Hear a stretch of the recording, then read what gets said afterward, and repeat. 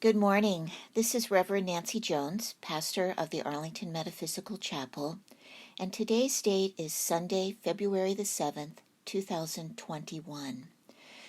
The title of my homily this morning is The Spiritual Counterpart of Snow. The scripture is from a combination of Romans chapter 8, verse 28, Matthew chapter 6, verse 34, and 1 Thessalonians chapter 5, verse 18. And I read, "All things work together for good, so choose faith, not worry, and give thanks for all things." Thus ends the reading of the scriptures. Mysticism teaches us that everything in the physical universe has a spiritual counterpart. Today, I'd like to talk about the spiritual counterpart of snow. But before I get to that, I'd like to say a few things about mysticism and what it means to be a mystic. Mysticism is known as becoming one with God or the Absolute. It's a spiritual belief stating that a connection can be obtained with spirit through thought and meditation. It refers to an altered state of consciousness, which is given a religious or spiritual meaning. It's the belief that direct knowledge of God, spiritual truth, or ultimate reality can be attained through subjective experience. The key word here is experience. To be a mystic is not just to believe in something, but to actually experience it. Now, what's the difference between metaphysics and mysticism? Well, definitions may vary, but metaphysics can be described as the science of logic, or the study and use of logic to determine truths about reality, while mysticism includes metaphysics, but is empirical in that it goes beyond logic and proceeds by establishing the experience. Metaphysics focuses on our objective understanding of the world. Mysticism focuses on our subjective experience of the world. In other words, the metaphysicians make the maps and the mystics undertake the journey. Mystics have existed throughout history, around the world, and come from all ethnic, economic, and religious backgrounds, including Christianity, Judaism, Buddhism, Islam, Hinduism, Taoism, South Asian religions, and animistic and totemistic religions. Many famous mystics have had a profound impact on our philosophy, religion, and politics. One of the most famous mystics was Joan of Arc. Joan was a 13-year-old peasant girl with no formal education who claimed to have experienced visions and voices from angels who guided her to lead France to victory over England during the 100 Years' War. Others included the great Greek mathematician Pythagoras, who was born in 570 BC and was well known for his revelations and teachings about the soul. Another was Siddhartha Gautama, the Buddha, born around 563 BC and said to have achieved enlightenment while sitting beneath a Bodhi tree. His teachings have had a profound impact on the world. Another, Confucius. Born around 551 BC, Confucius was a Chinese diplomat and philosopher. His teachings were very significant in his time, and we've seen many resurgences in popularity over the years on these teachings. Meister Eckhart, a Dominican theologian and writer, was also a mystic. Born around 1260, Eckhart is still considered to be one of the greatest German mystics, and his works are still influential in our world today. Saint Teresa of Avila, a Spanish nun who lived during the 1500s, was one of the great mystics, writers, and teachers of the Catholic Church. Mother Ann Lee, the founder of the Shakers, experienced visions and revelations which led her to the United States.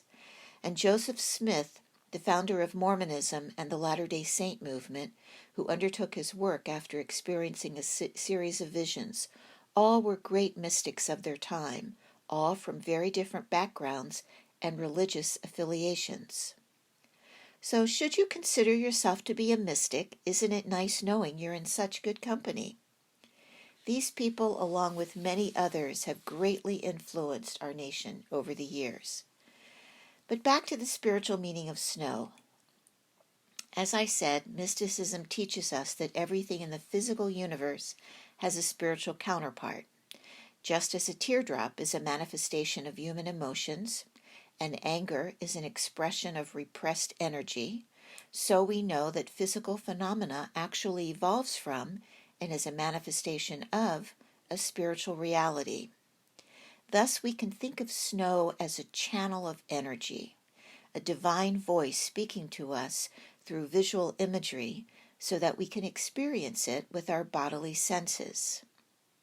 While meteorologists may perceive snow to be the result of pressure systems and precipitation levels, and physicists recognize the subatomic particles that create snow, it is us as mystics that recognize the cosmic energy that snow manifests and the facets of our psyche that it illuminates.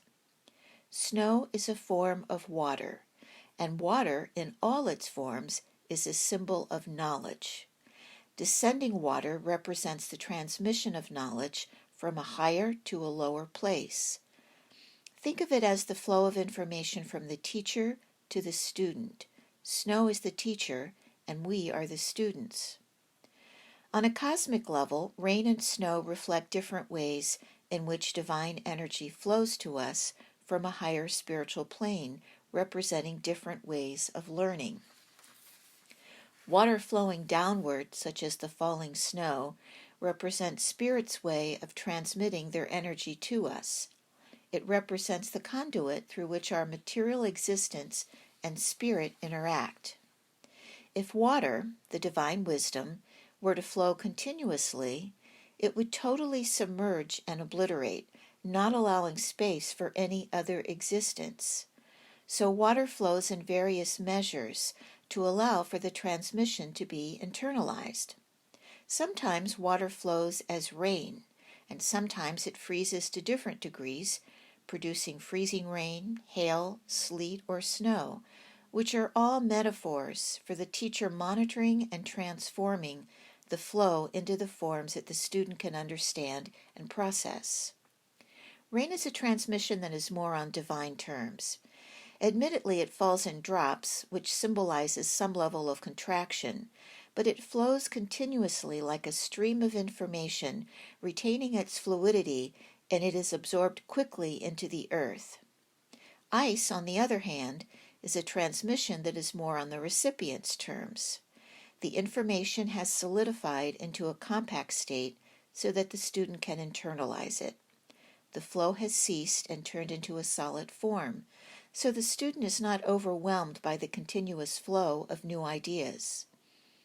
Snow is an intermediary state between fluid water and solid ice. In order to appreciate the spiritual implications of this, let's break down and examine the individual properties of snow. A snowflake needs at least two components in order to form. In addition, obviously, to cold air, it requires water droplets, namely vapor, and a nucleus. The nucleus is made up of the dust minerals or other microscopic particles in the air. A snowflake is formed when water takes shape around these microscopic particles and the cold air turns it into ice crystals. Thus, snow has two components, water and earth. Earth being the particles and the water being the droplets. Earth is the material world, without any recognition of godliness. Water is the knowledge of God, namely divine energy without any containers. Thus snow, being half heaven and half earth, provides the perfect intermediary between the spirit world and our world here on earth. Snow consists of separate snowflakes that are actually independent properties, each comprised of about 100 ice crystals. Snowflakes cling to each other, but they are not intrinsically one. In contrast, water is one unified entity. Although it consists of droplets, each drop joins with another, and they become one body of water. Think of the symbolism of this in the flow of knowledge. When a teacher has to reach out to a student who is far beneath his or her level of knowledge and understanding, he or she cannot allow the water to just flow freely. It has to be dressed up in metaphors, and it has to be paced. In order for the student to understand a new concept, the teacher needs to create a point of reference by using examples, anecdotes, stories, and analogies. Thus, snowflakes represent the need to explain gradually, step by step, in a language that is accessible to the student. Snow falls gently and silently, teaching us in our own process of educating others and educating ourselves that we need gentleness. If we educate with a sledgehammer, with constant pouring rain, it will simply submerge and destroy the crops. Even when it rains on Earth, science tells us that on a higher level, the beginning process could have originated in snowflakes. So snowflakes are a symbol of that first gentle step. I'm sure that everyone here today has to admit that even though they may not like having to shovel the snow or drive in the snow, that when you look out the window at the snow on the trees, you are just in awe of its beauty. The serenity and the whiteness of snow attracts us. We sense the purity of snow when we wake up in the morning and the streets, which are often filled with dirt and dust, are instead all covered with a white blanket of snow. Snow is a great equalizer. No matter how big the building or perhaps the car, and whether it's an old beat-up pickup truck or a brand new Cadillac, they're all covered equally by the snow. Snow has the ability to cover over the impurities of life and remind us of our own purity. So let's think of snow as heaven speaking to us through purity, speaking to us gently and gradually on our own terms. Snow is the intermediary stage between heaven and earth. Ice is a little closer to the level of earth. Sleet is in between snow and ice. Thus, every weather condition sends us a message and a lesson, whether it's rain, snow, ice, sleet, or hail. Ultimately, the snow melts and turns to water, symbolizing the knowledge getting integrated into our system, allowing us to grow. Remember, the mystique of snow is precisely because of its dual quality of heaven meeting earth, water meeting land. Next time you look out the snowflakes gently dropping from the sky, blanketing the earth in its white embrace, remember that you are witnessing a kiss of the divine and the mundane. Now, before I end my homily this morning, I'd like to share with you a few inspirational quotes that I came across while doing my research on snow. The first is by Candace Bushnell, a best-selling author and TV producer. She said, "Thank goodness for the first snow.